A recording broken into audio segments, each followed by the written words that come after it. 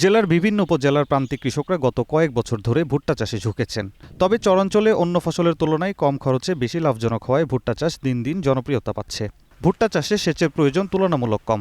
বর্তমানে আটা উৎপাদনের বিকল্প হিসেবে ভুট্টার ব্যবহার বাড়ছে। পাশাপাশি গবাদি পশুর খাদ্য, জ্বালানি এবং পোলট্রি শিল্পে ভুট্টার ব্যাপক চাহিদা রয়েছে। কৃষকরা বলছেন প্রতি বিঘা জমিতে গড়ে ৪৫ থেকে ৫০ মণ ভুট্টা উৎপাদন হচ্ছে। বিঘা প্রতি ৮ থেকে ১০ হাজার টাকা খরচ করে কৃষকরা ৩৫ থেকে ৪০ হাজার টাকার ভুট্টা বিক্রি করতে পারছেন। চলতি মৌসুমে ফলনের আকার ও মান ভালো হওয়ায় কৃষকদের মুখে হাসি ফুটেছে। আমাদের শহর এলাকায় ভুট্টা বেশ ভালো হয়, ৪৮ থেকে ৩৫-৪০ নিচে হয় না।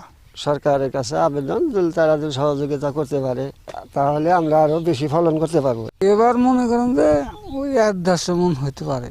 প্রতি বছরই আবাদ করা হয়, এখন তো কেবল এবার আরম্ভ হয়েছে। কৃষি সম্প্রসারণ অধিদপ্তরের উপপরিচালক শোয়েব মাহমুদ বলেন, কৃষকদের আধুনিক প্রযুক্তি ও প্রয়োজনীয় উপকরণ সরবরাহ করা হচ্ছে যাতে উৎপাদন বৃদ্ধি পায় এবং তারা লাভবান হন। যাতে ভুট্টা যেটা হয় সেটা যাতে কৃষকরা যাতে ভালোভাবে যাতে করতে পারে, তারা যাতে লাভবান হতে পারে, এটা আমরা কৃষকদেরকে পরামর্শ দিচ্ছি।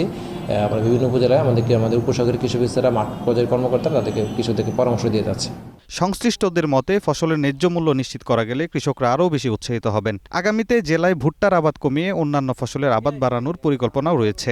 জেলায় এবার ৮,৭৫০ হেক্টর জমিতে ভুট্টার আবাদ হয়েছে।